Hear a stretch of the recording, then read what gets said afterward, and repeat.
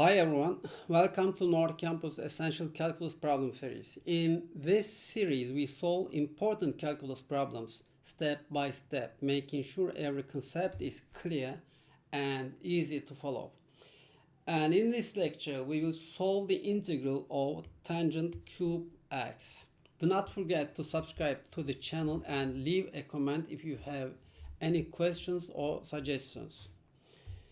Let's write the integral again. We have integral of tangent cube x dx. To evaluate this integral, you first need to know that tangent prime of x equals to secant square of x. This fact is extremely useful and you use it in many integrals involving tangent x. Before we begin the integral of tangent cube x, I want to show you how the relationship between tangent x and secant square of x can be used in integrals by working through a couple of examples. And what I am about to show you is very important for understanding the main idea. Let's think an integral as tangent x times secant square of x dx. Since we know that the derivative of tangent x is secant square of x, in such an integral we say that tangent x is u. Then take the derivative of both sides.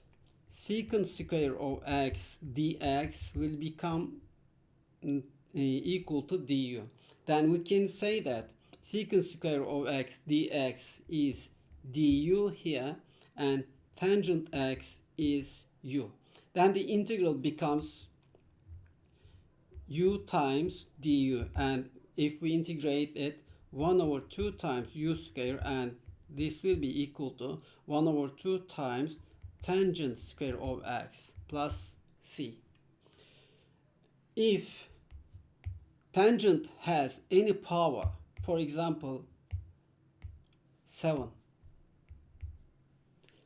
we again use the same method. We say that tangent x equals to u and secant square of x dx is du. Then the integral becomes u to the power of 7 times du, and if we integrate it, 1 over 8 times u to the power of 8, and this will be equal to 1 over 8 times tangent to the power of 8x. Always we use the same method. And let's turn back to our main integral, tangent cube x dx. Secondly, in such integrals, you need to know that tangent square of x is equal to secant square of x minus 1.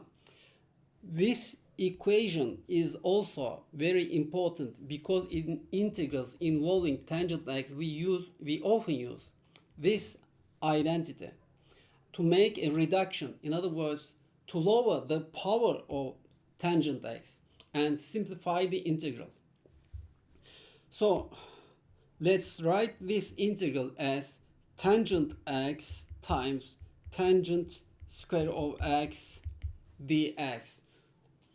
And since tangent square of x is equal to secant square of x minus 1, let's write it again, tangent x times secant square of x minus 1 dx. Then we can say that this integral is integral of tangent x times secant square of x minus tangent x dx. In order to simplify the integral, we can split this integral into two parts. So the integral is tangent x times secant square of x dx minus integral of tangent x dx. For the first integral, as you see, we can say that tangent x is equal to u and du will be secant square of x dx as I showed you before. But let's solve it again. integral of tangent x secant square of x dx. Let's say tangent x equals to u, then secant square of x dx becomes du. This part is du and this is u. Okay, then the integral becomes u times du, and this is equal to 1 over 2 times u to power of 2. And this is 1 over 2 times tangent square of x, and this integral is 1 over 2 times tangent square of x. And now let's solve the integral of tangent x dx. Let's solve the integral of tangent x dx. In order to solve this integral, we should write tangent x as sine x over cosine x dx. And for this integral, we will say that cosine x is equal to u.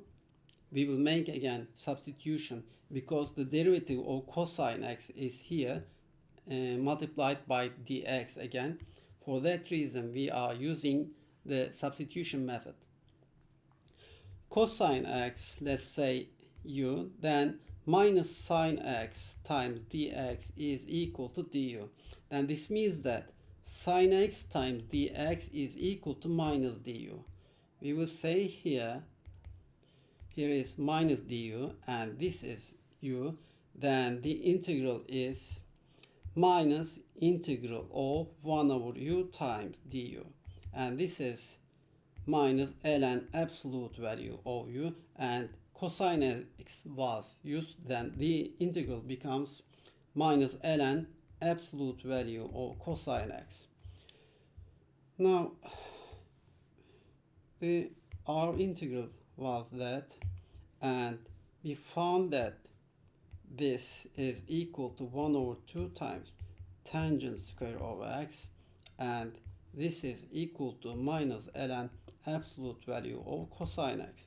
Then the integral becomes 1 over 2 times tangent square of x. We have here minus and a minus here, then it becomes positive, plus ln absolute value of cosine x. And since the integral is an indefinite integral, we add a constant c here. Then the answer is this. See you in the next video.